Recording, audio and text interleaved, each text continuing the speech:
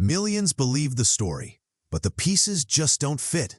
Meghan Markle's version of Archie's birth is filled with contradictions so big they could shatter the royal fairy tale. From medical claims that sound impossible to timelines that defy reality, the cracks are too wide to ignore, and once you see them, you'll never look at her story the same way again. In Harry's own memoir, he claims Meghan received not one, but 2 epidurals, gave birth at Portland Hospital, and was back home at Frogmore Cottage within just 2 hours. On paper, it sounds neat and tidy, but in reality, it's almost impossible. An epidural isn't like taking a pain pill. It's a major procedure that requires careful monitoring, and recovery alone takes hours, sometimes days. Add in the drive from Portland Hospital to Frogmore, about an hour on a good day, and the story starts to unravel. How could a mother deliver, recover, get discharged, and travel home all within a window most doctors say doesn't even exist? The contradictions don't stop there. Meghan herself has given 3 completely different explanations for why the press wasn't told about Archie's birth. First, she said they didn't want to block an emergency entrance. Then, she claimed the media didn't deserve a photo because of racism. And later, she insisted the press had been notified, but simply never showed up. 3 versions of the same moment, none of them matching.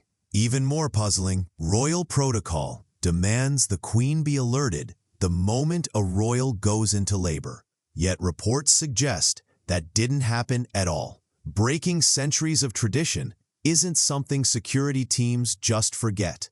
So why does this crucial detail vanish from Meghan's story? On the surface, Portland Hospital sounds like the perfect royal backdrop: private rooms, chandeliers, and luxury service. But behind the glamour, it's not designed for major emergencies.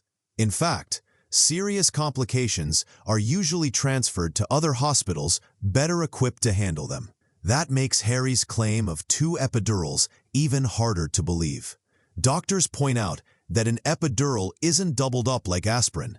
It's 1 catheter, 1 system. For Meghan to have had 2, a doctor would need to remove the first and start the procedure all over again, something almost never done mid-labor. Medical professionals who've reviewed this story say it simply doesn't add up. The hospital structure, combined with the unusual medical claims, leaves us wondering, was the public shown a polished version of events instead of the reality? Then comes the biggest red flag of all: preeclampsia.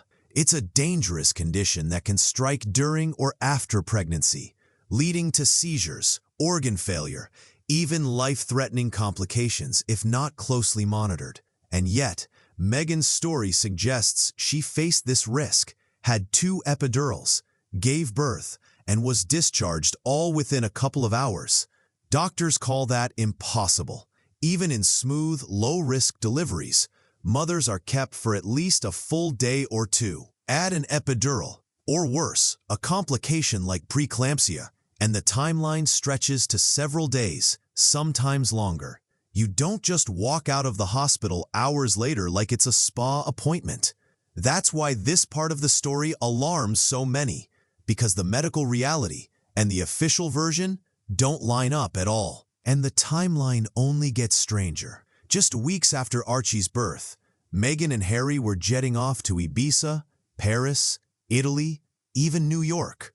Travel stacked on top of travel, the exact opposite of what doctors recommend for postpartum recovery. Then there are the bizarre little details Harry himself included. He claimed he left the hospital at 2 a.m. to grab Nando's chicken, but the chain closes before midnight, and Portland already offers gourmet meals around the clock. He also described a secret elevator for discreet royal exits, but staff and former patients insist no such thing exists. Alone, these moments might sound trivial, but when you add them to a story already filled with contradictions, they look less like quirks and more like cracks in the whole foundation. When you stack it all together, the impossible epidurals, the vanishing recovery time, the 3 different explanations, and a timeline full of holes, The royal fairy tale starts to collapse under its own weight. This isn't about petty gossip or picking sides. It's about truth, trust, and the gaps in a story that was sold to the world as flawless. The deeper you look, the more those polished details fall apart. And in the end, one thing becomes crystal clear. Something in this story doesn't line up, and that changes everything.